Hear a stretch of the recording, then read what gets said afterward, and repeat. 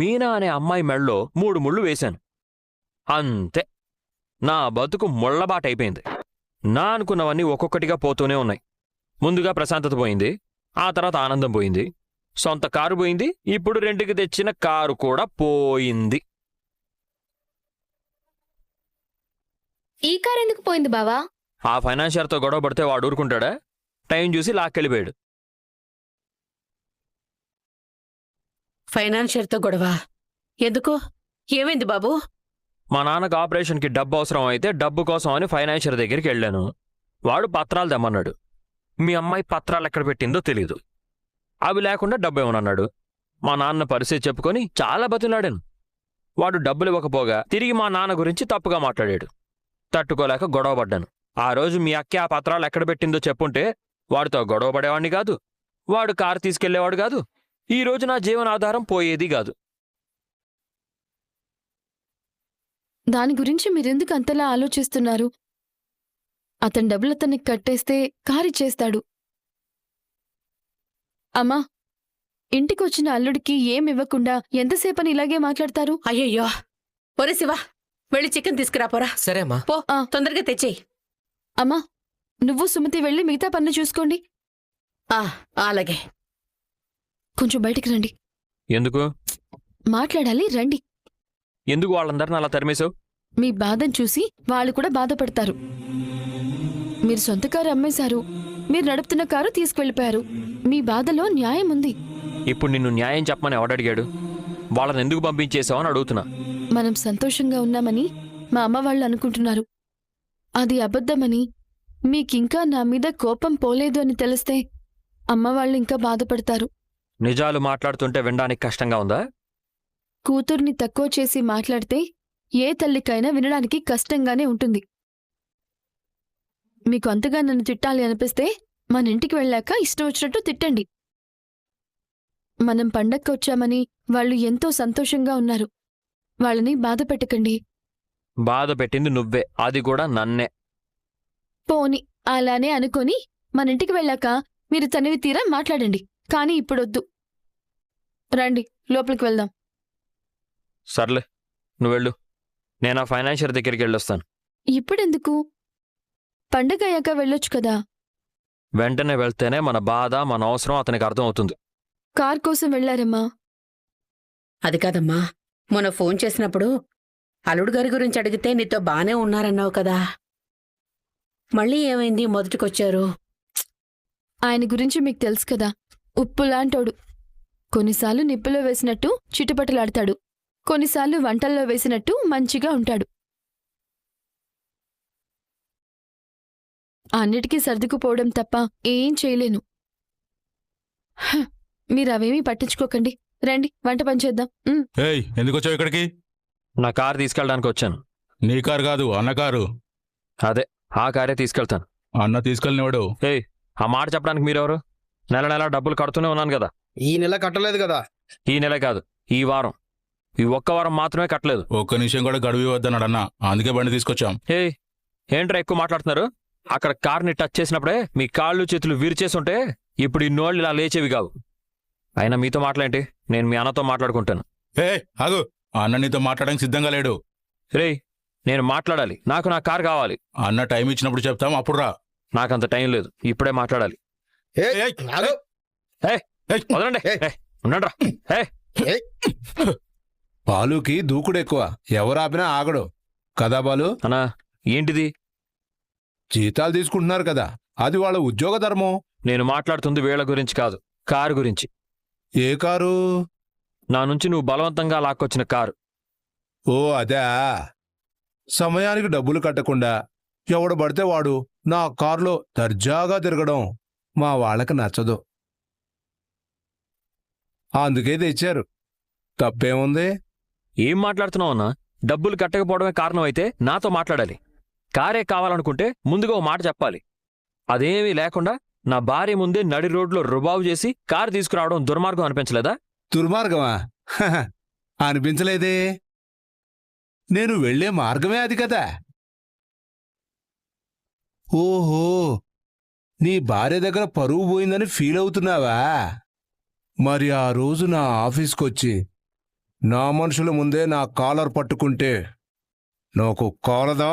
దానికి ప్రతీకారం ఇది. ఇంకా అర్థం కాలేదా? ఆ రోజు అత్యవసరమని ఎలాగైనా మా నాన్న ప్రాణాలు కాపాడుకోవాలని నీ కాళ్ళు పట్టుకోవడానికి కూడా సిద్ధమయ్యాను. కానీ కనీసం నువ్వు మానవత్వం కూడా లేకుండా మా నాన్న గురించి తప్పుగా మాట్లాడు. తండ్రినే దైవంగా భావించే కొడుకుగా నాకెలా ఉంటుంది? నీకు నీ తండ్రి దైవం అయితే నాకు నా వ్యాపారం దైవం. ఎవరి సెంటిమెంట్లు వాళ్ళకుంటాయి. డబ్బుని మనిషి ప్రాణాలతో పోల్చుకో. డబ్బుంటేనే మనిషి అయినా మనిషి ప్రాణాలైనా ఉంటాయి. ఆ విషయం మర్చిపోకు. అవునులే, మనుషుల కష్టంతో వ్యాపారం చేస్తూ వాళ్ళ చెమటతో దాహం తీర్చుకునే నీలాంటి వాళ్ళకేం తెలుస్తుందిలే మనిషి విలువ. అవునయ్యా, నేను మనీకి మాత్రమే విలువిస్తాను. నేనింతే, నా దందా ఇంతే. నువ్వు ఎక్కువ మాట్లాడకుండా వెళ్ళి నా బ్యాలెన్స్ డబ్బు అరేంజ్ చేయి. అప్పుడు ఆలోచిస్తా నీ కారు ఎప్పుడు ఇవ్వాలో. నీకు కావాల్సిన డబ్బు ఇప్పుడే ఇస్తాను, కారు తాళాలివ్వు. డబ్బు మాత్రమే ఇస్తే సరిపోదు. నాకు ఇవ్వాల్సింది ఇంకోటి కూడా ఉంది. అది కూడా ఇస్తే అప్పుడు ఇస్తాను. నేను నీ దగ్గర నుంచి తీసుకుంది కారు ఒకటే కదా, ఇంకేం ఇవ్వాలి? నో మర్యాద. ఎస్, నువ్వు కరెక్ట్గానే విన్నావు. నా ఆఫీసులో నా మనుషుల ముందే నన్ను అవమానించి నా అహం మీద దెబ్బ కొట్టావు. చాలా గట్టిగా కొట్టావు. ఆ రోజే నీ నుంచి కారు తీసుకోవాలి, కానీ ఆగాను. ఎందుకో? టైం కోసం, నా టైం కోసం. ఇప్పుడొచ్చింది. నిన్ను నా కాళ్ళ దగ్గరికి వచ్చేలా చేసింది. నిజంగా నీకు కారు కావాలంటే నా కాళ్ళు పట్టుకో. చిన్న తప్పుకి క్షమాపణ కోరుకో. జీవితాంతం నా దగ్గర తల దించుకునే ఉంటానని, పొరపాటును కూడా నోరు జారనని లిఖితపూర్వకంగా రాసిచ్చి కారు తీసుకెళ్ళు. చావ చచ్చినోడుకో నెత్తురు చల్లబడినోడుకో చెప్పి ఈ మాటలు నా దగ్గర కాదు. కూలి పని చేసినా కూడా గౌరవంగా బతకడం నేర్పించాడు మా నాన్న. మనిషిని మనిషిలా చూసేవాడిని మాత్రమే గౌరవించమని నేర్పించాడు మా నాన్న. అంతేగాని కడుపు కాలుతుంది కదా అని, గొంతు తడారిపోతుందని జిత్తులు మారిన నక్కల దగ్గర కుక్కలా పడుండమని నేర్పలేదు. ఏయ్, మోయ్! నీలా డబ్బు జబ్బుతో బతికేవాణ్ణి ఇంకా బతిమాడాల్సిన కర్మ నాకేం పట్టలేదు. అయితే వెళ్ళి గౌరవంగా కడుపు మార్చుకో. ఖాళీగా ఉండేవాడికి మాడుతుందేమో కడుపు, నాలా కష్టపడేవాడికి కాదు. అయినా ఖాళీగా కూర్చోడానికి నీలా డబ్బుతో నేను వ్యాపారం చేయట్లేదు. పని చేస్తాను, సంపాదించుకుంటాను, గౌరవంగా బతుకుతాను. అయితే ఇంకా ఇక్కడే ఎందుకున్నావు? పోతా, పని దొరికే చోటకే పోతా. నువ్వు లేకపోతే ఇంకెవరూ లేరనుకుంటున్నావా? బయలుదేరు. రేయ్, తోసేయండిరా. ఏయ్, చేయి చూసారా? నాకు స్టీరింగ్ తిప్పడమే కాదు, ఎముకలు విరగొట్టడం కూడా వచ్చు. జాగ్రత్త. నువ్విక్కడికి వచ్చావేంటి? నువ్వు కాల్ లిఫ్ట్ చేయకపోతే ఎక్కడికైనా వస్తా. ఎక్స్పెక్ట్ చేయలేదు కదా. ఇలా సర్ప్రైజ్లు ఇవ్వడం నాకు సరదా. నీకు డబ్బులు ఇచ్చాను కదా, ఇంకా ఏంటి? బ్యాలెన్స్ ఎవరిస్తారు? మీ అత్తగారా? రోహిణి అత్తగారు? ఏ రోహిణి అత్తగారు! ప్లీజ్ నన్ను చంపకు. డబ్బులు నిజంగా నాకు అడ్జస్ట్ కావట్లేదు. అందుకే టైం ఇచ్చాను. ఇంతలో పండగ కూడా వచ్చింది, ఖర్చులుంటాయి కదా. నువ్విలా పట్టి పట్టినట్టుంటే ఎలా చెప్పు? నీ కాళ్ళు పట్టుకుంటాను. నా బిజినెస్ కూడా బాలేదు. నన్ను వదిలే. నేనంటే దీనికి బొత్తిగా భయం లేకుండా పోయింది. నన్ను నెగ్లెక్ట్ చేస్తావు కదా, నేనేంటో చూపిస్తా. వీళ్ళమ్మ ఎక్కడుందో చూద్దాం. నీ వాళ్ళ అమ్మేనా? నేనే. మీరెవరు? నేను దారిని పోయే దానయ్యను కాని చెప్పేది విను. ఇక్కడ దారిలో మీ అమ్మాయికి యాక్సిడెంట్ అయింది. బాబు, నువ్వు చెప్పేది? అవును. అయ్యో పాపం, చాలా రక్తం పోయింది. తొందరగొచ్చి కాపాడుకోండి. హలో, ఆగరా. చెప్పమ్మా. ఏ పని లేకపోయినా ఇంత దర్జాగా బ్రతికేవాణ్ణి నిన్నే చూస్తున్నాన్రా. తిడుతున్నావా పొగుడుతున్నావమ్మా? అది నీకు అర్థమైతేస్తే మనం ఇలా ఎందుకుంటాంలే గాని, రోజంతా ఖాళీగా ఉంటుంటే నీకు విసుగు రావడం లేదా? మొదట్లో వచ్చేదమ్మా, మెల్లగా అలవాటైపోయింది. అవునులే, అలా ఉండాలంటే అదృష్టం ఉండాలి. అంతే అంటావా? ఒరేయ్, ఉద్యోగం సద్యోగం లేకుండా మాటలు చెప్తూ ఎంతకాలంరా ఇలా? నీకు తెలుసు కదమ్మా నా రేంజ్కి తగ్గ జాబు. ఎహే ఆపు. నీ రేంజ్ తీసి అవతల బారే. అమ్మా, నన్ను తిడుతున్నావా అమ్మా? నువ్విలా ఖాళీగా ఉన్నందుకు సిగ్గుపడుతున్నాన్రా. నీ మీద ఇష్టం పెంచుకుని నిన్ను ఏమీ అనలేకపోతున్నాను. రేయ్ ఆగరా. తాడు విప్పిన దూడపిల్లలా తుర్రుమంటున్నావు. మాట్లాడుతున్నాను కదా. ఇప్పుడు నువ్వు లోపలికెళ్ళి ఫైల్స్ మీద సంతకాలు చేయాలా? సరే చెప్పు. నేను చెప్పడం కాదురా, రోహిణికి అర్థమయ్యేలా నువ్వు చెప్పు. దేని గురించి? దీపావళి పండక్కి మీరు మలేషియాకి వెళ్లేదాని గురించి. వాళ్ళ నాన్న ట్రిప్కి వెళ్ళాడని చెప్పింది కదా. చెప్పి వెళ్తే అక్కడే ఉండిపోతారా ఏంటి? ఇంటికొస్తారు కదా, ఈ పాటికి వచ్చే ఉంటారు. అవును, మరి రోహిణి అలా ఎందుకు చెప్పింది? ఆయన అనుమతి లేకుండా పెళ్లి చేసుకుంది. ఇద్దరి మధ్య చిన్న చిన్న మనస్పర్ధలున్నాయి కదా, అందుకే కాస్త ఇబ్బంది పడుతుందేమో అనిపిస్తోంది. మొన్న అవసరం అంటే 10 లక్షలు తీసుకుంది కదా, ఇంకా ఇబ్బంది ఎందుకు? పోనీరా, తన ఇబ్బందులేవో తనకున్నాయి. మనం కూడా తనను అర్థం చేసుకోవాలి కదా. నా మాట విని తన ఫోన్ తీసుకుని నువ్వే మీ మావయ్యకి ఫోన్ చేసి మాట్లాడు. పండక్కి వస్తున్నావని చెప్పు. అల్లుడు ఫోన్ చేశాడు అని ఆయన కూడా సంతోషపడతారు. వీళ్ళీ టాపిక్ని వదిలేలా లేరు. ఇప్పుడు లేని నాన్నను నేనెక్కడి నుంచి తీసుకురావాలి?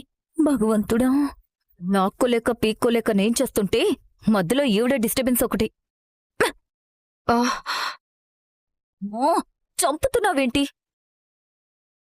నిన్ను బ్లాక్ చేస్తే గాని నేను ప్రశాంతంగా ఉండలేను.